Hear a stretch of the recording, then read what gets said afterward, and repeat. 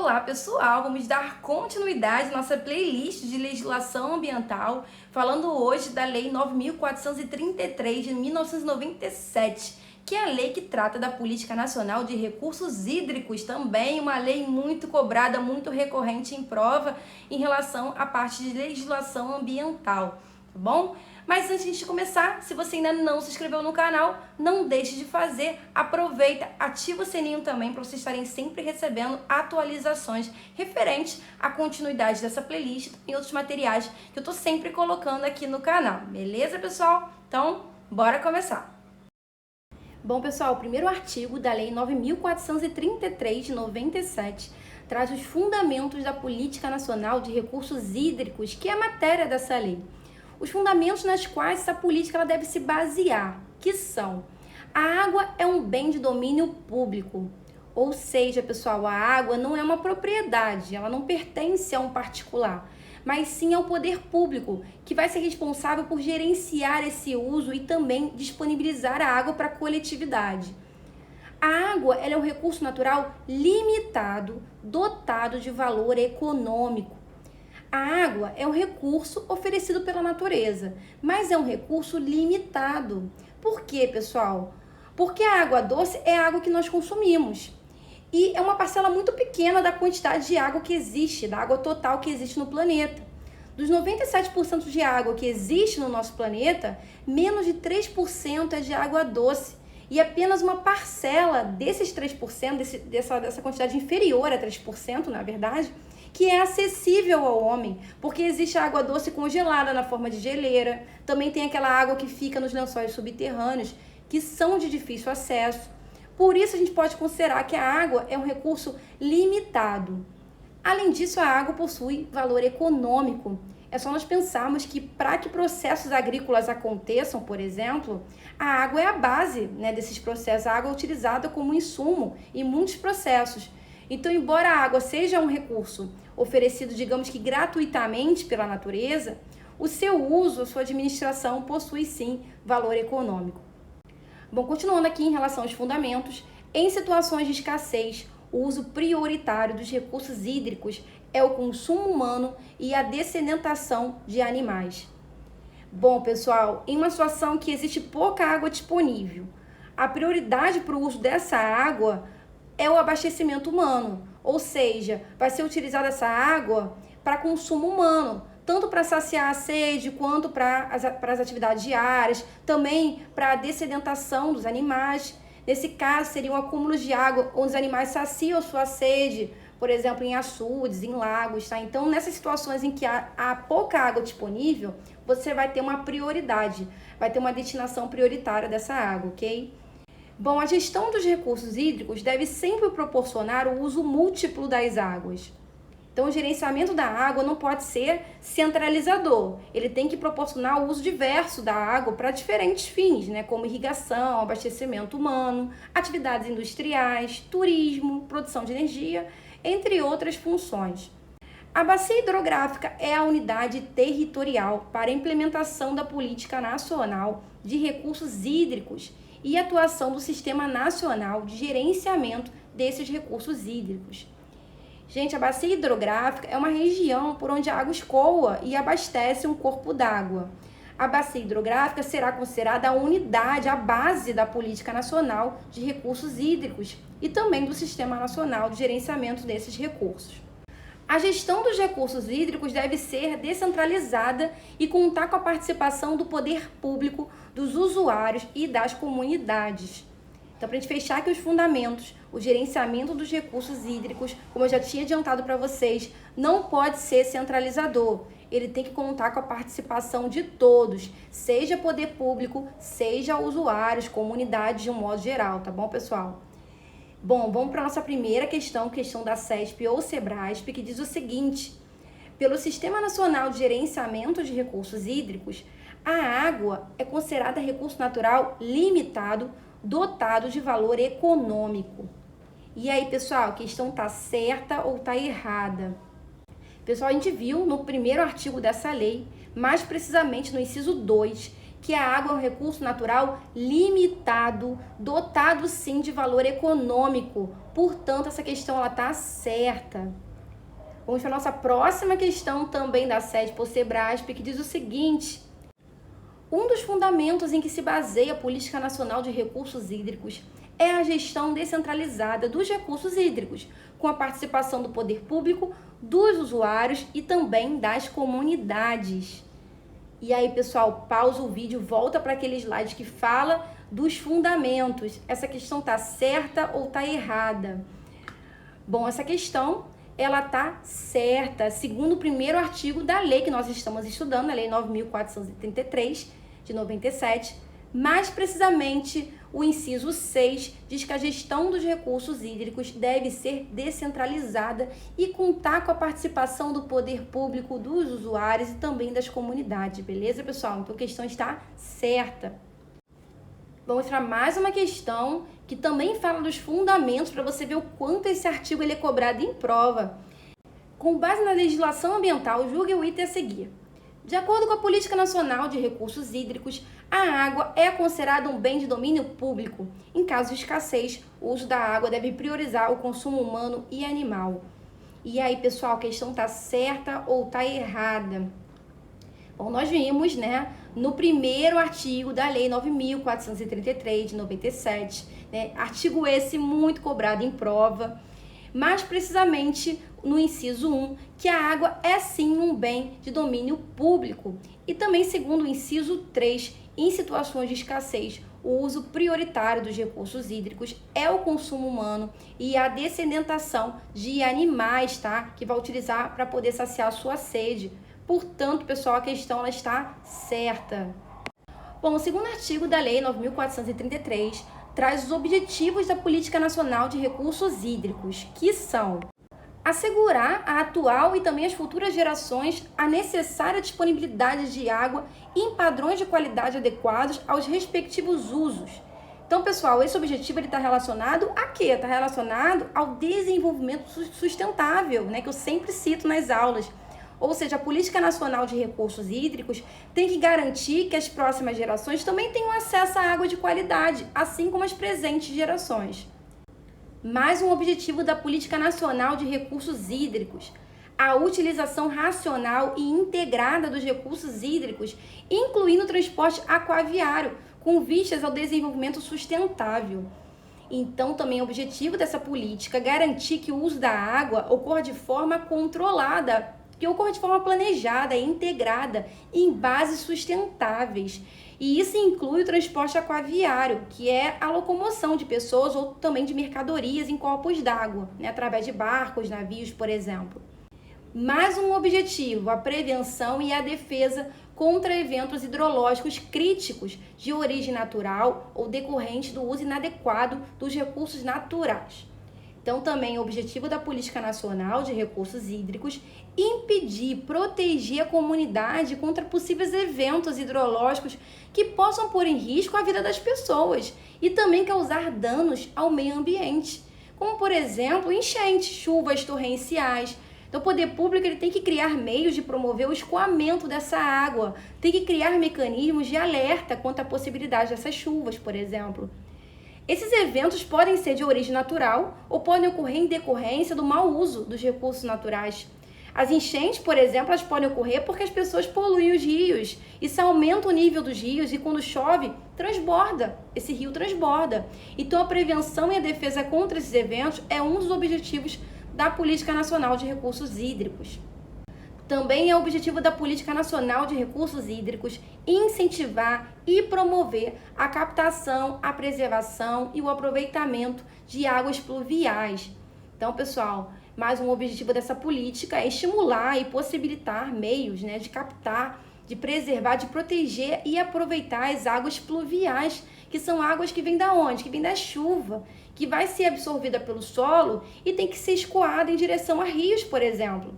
Então, o poder público tem que implementar meios para promover esse direcionamento. E isso está relacionado à drenagem urbana, beleza? Vamos para o terceiro artigo dessa lei, da Lei 9.433.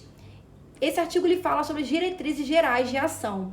ou seja, sobre a direção que a Política Nacional de Recursos Hídricos deve tomar para ser implementada de forma eficiente, que são a gestão sistemática dos recursos hídricos sem dissociação dos aspectos de quantidade e qualidade. Então, o gerenciamento dos recursos hídricos tem que atender a critérios de organização, tem que ser sistemático, não pode privilegiar aspectos de quantidade em relação a aspectos de qualidade ou vice-versa, tem que considerar ambos os aspectos no seu grau de importância. Bom, mais uma diretriz geral de ação é a adequação da gestão dos recursos hídricos às diversidades físicas, bióticas, demográficas, econômicas, sociais e culturais das diversas regiões do país. Então, também é uma diretriz geral de ação considerar no gerenciamento dos recursos hídricos diferentes aspectos, como de ordem física, ordem biótica, que esteja relacionado aos seres vivos, demográfica, que esteja relacionados a dados populacionais, o que tá, de certa forma, ela também é associada à demanda hídrica no abastecimento de uma cidade.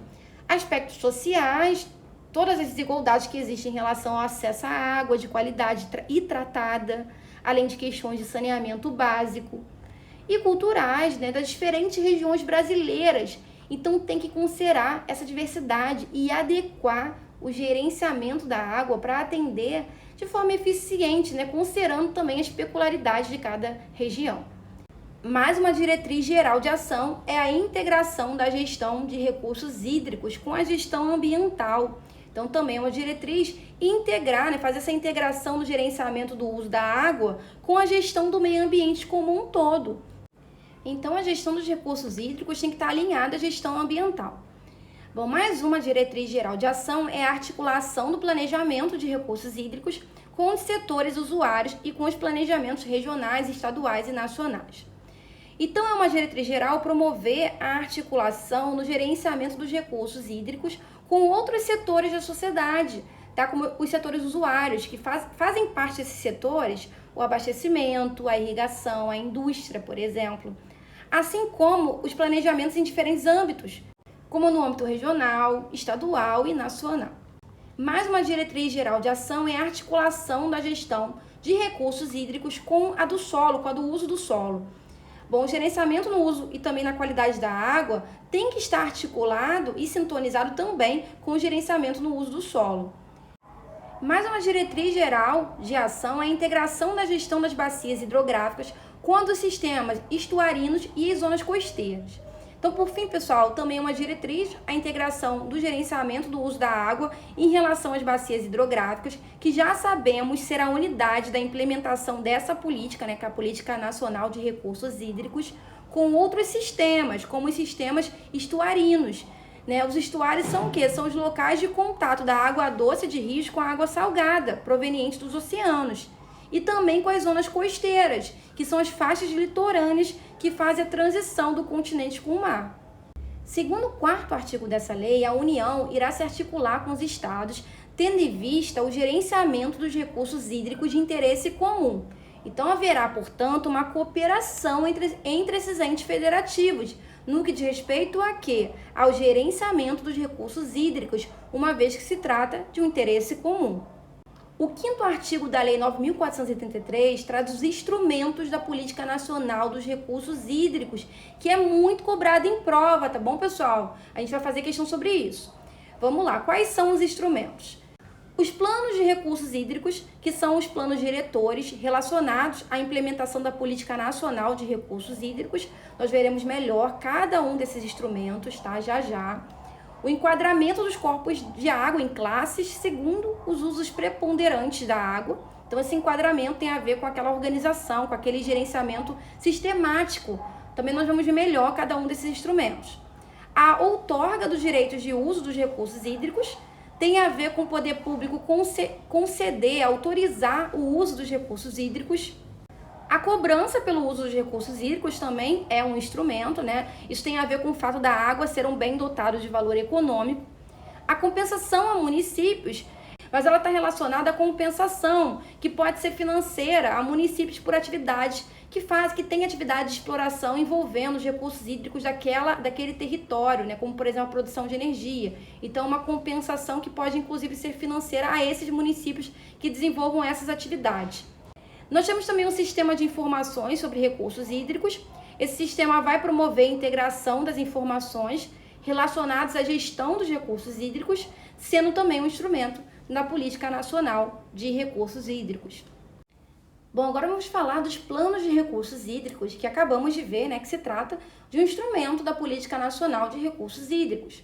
Segundo o 6º artigo, os planos de recursos hídricos são planos diretores que visam fundamentar e orientar a implementação da Política Nacional de Recursos Hídricos e o gerenciamento desses recursos.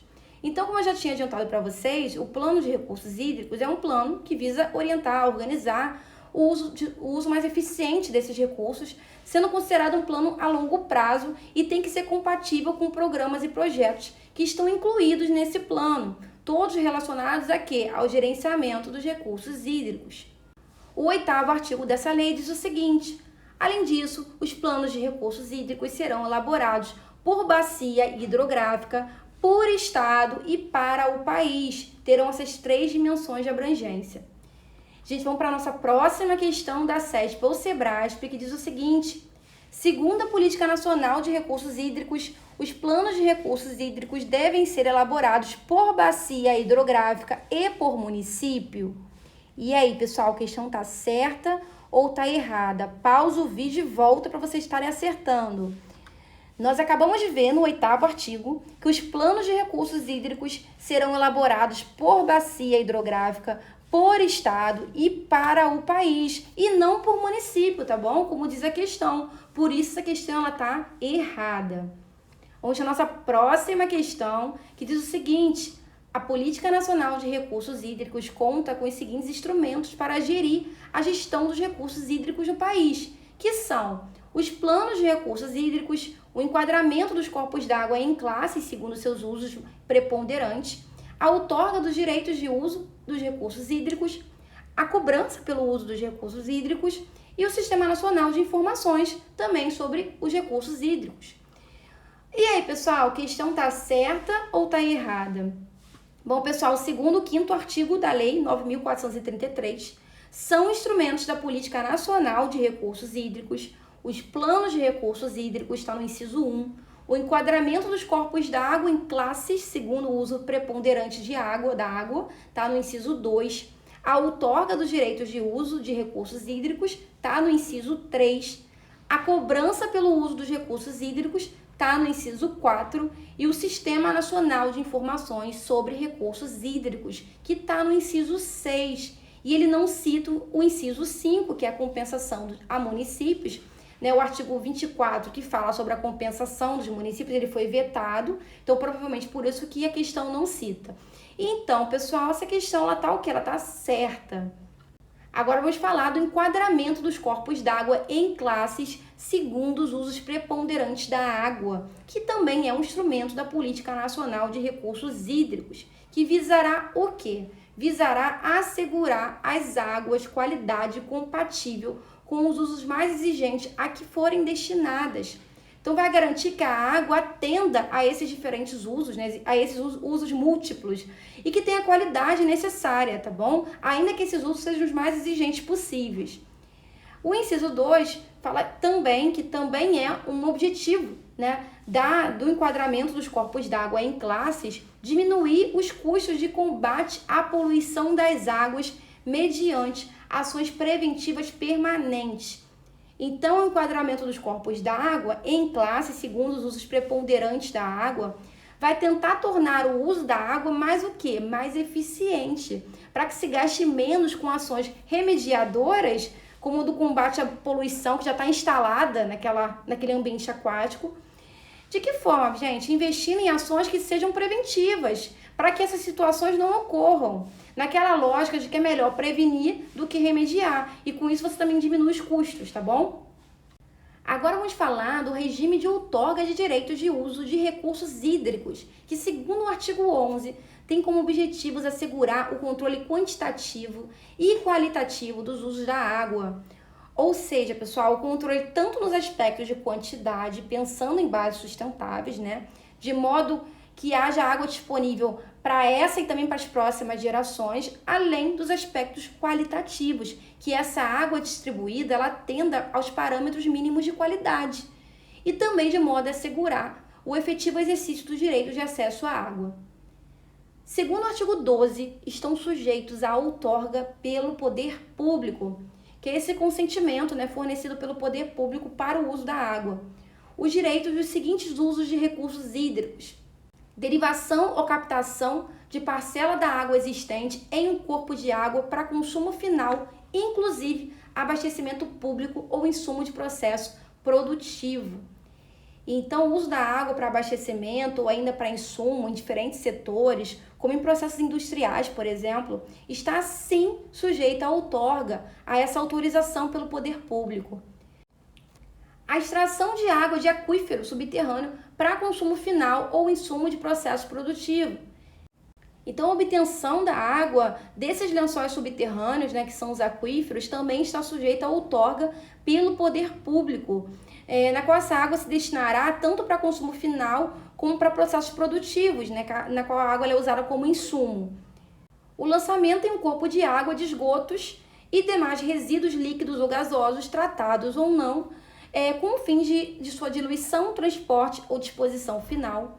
Então, também está sujeito à outorga do uso da água, lançar em corpos d'água efluentes, esgoto, resíduos de processos produtivos, com a finalidade de diluir esses efluentes, ou ainda com a finalidade de transportar ou mantê-los ali mesmo, né, na condição de disposição final.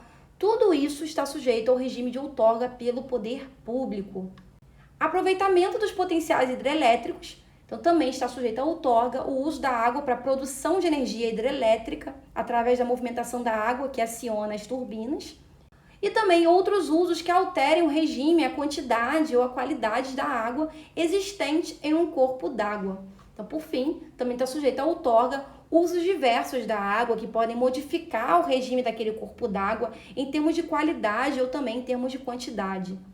Independem de outorga pelo poder público, então não está sujeito ao regime de outorga, de autorização pelo poder público, conforme definido em regulamento.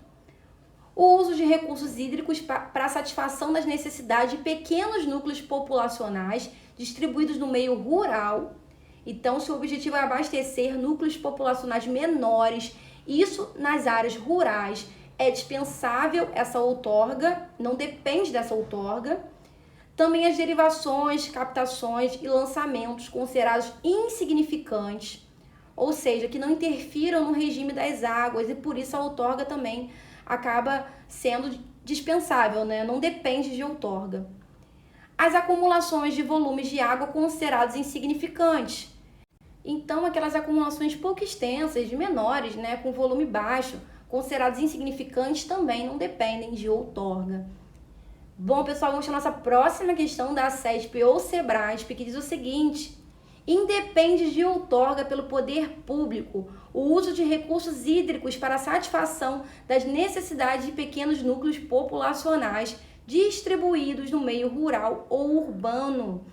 E aí, pessoal, essa questão está certa ou está errada?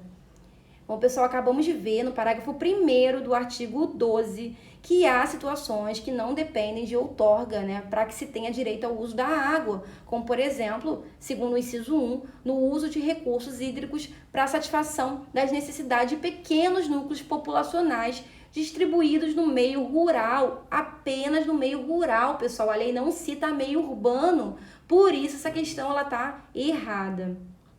A outorga de direito de uso de recursos hídricos poderá ser suspensa parcial ou totalmente, em definitivo, por prazo determinado, nas seguintes situações, nas seguintes circunstâncias: não cumprimento pelo outorgado dos termos da outorga. Então, se não houve o cumprimento dos termos, a outorga para uso da água ela pode ser suspensa. A ausência de uso por 3 anos consecutivos. Então, se o outorgante, que é a pessoa que recebe a autorização para usar aquela água, não estiver fazendo uso dela por 3 anos seguidos, essa outorga pode sim ser suspensa. Também quando tiver necessidade para atender situações de calamidade, inclusive as decorrentes de condições climáticas adversas. Então, se acontece uma situação emergencial, de calamidade, pode ocorrer sim a suspensão da outorga para que essa água ela atenda a essas situações emergenciais. Necessidade de se prevenir ou reverter grave degradação ambiental. Então, também pode ser suspensa a outorga para evitar algum tipo de dano ou degradação ao meio ambiente. Necessidade de se atender a usos prioritários de interesse coletivo, para os quais não se disponha de fontes alternativas. Então, a outorga pode sim ser suspensa em prol do interesse coletivo, para que essa água seja destinada a usos prioritários, numa situação em que não há fontes alternativas. Também na necessidade de serem mantidas as características de navegabilidade do corpo d'água. Então, também pode ser suspensa a outorga, no uso da água, quando esse uso ele está comprometendo a navegabilidade de um corpo d'água. Ou seja, ele está obstruindo a passagem, tornando aquele corpo d'água não navegável. Então, dessa forma, pode sim ser suspenso a outorga do uso da água. Segundo o artigo 16, toda outorga de direitos de uso de recursos hídricos se fará no prazo não excedente a 35 anos renovável.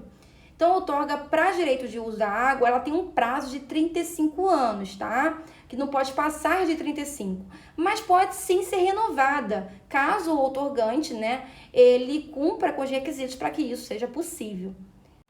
O artigo 18 diz o seguinte: a outorga não implica a alienação parcial das águas, que são inalienáveis. Ou seja, pessoal, o uso da água não pode ser vendido, a água não pode ser emprestada, cedida, o uso da água não pode ser emprestada, não pode ser cedida. Mas sim a outorga, ela não implica nessa alienação, mas sim o simples direito do seu uso. Então, o outorgante recebe o direito de usar essa água, mas ele não pode ceder ou emprestar esse bem, porque a água é um bem inalienável, beleza? Bora para a nossa próxima questão, que diz o seguinte: a pessoa que obtém a outorga de direito de uso de recursos hídricos terá o simples direito de uso, não a propriedade desses recursos, pois as águas são inalienáveis. Mesmo o direito de uso, ele fica condicionado à disponibilidade hídrica e também ao regime de racionamento, sujeitando assim o outorgado à eventual suspensão da outorga. E aí, pessoal, questão certa ou errada? Pessoal, nós acabamos de ver no artigo 18 que a outorga não implica a alienação parcial das águas, porque as águas elas são inalienáveis, mas o simples direito de seu uso. Além disso, pode ocorrer sim a suspensão da outorga. Nós vimos isso no artigo 15. Alguns casos que a outorga ela pode sim ser suspensa, total ou parcialmente, Além disso, existe uma resolução que também fala sobre isso, tá bom, pessoal? A resolução do Conselho Nacional de Recursos Hídricos 16 de 2001, que diz o seguinte, que a outorga confere o direito de uso de recursos hídricos condicionado à disponibilidade hídrica e também ao regime de racionamento, sujeitando o outorgado à suspensão da outorga. Então, pessoal, se for necessário suspender o direito do uso da água para racionar o uso dessa água, é sim permitido, tá? Portanto, a questão ela tá certa. Agora vamos falar da cobrança pelo uso dos recursos hídricos, que segundo o artigo 19 tem como objetivo reconhecer a água como bem econômico e dar ao usuário uma indicação do seu real valor. Então, como já vimos, a água é um bem com valor econômico e tem um valor associado aos seus múltiplos usos, beleza? Também incentivar a racionalização do uso da água.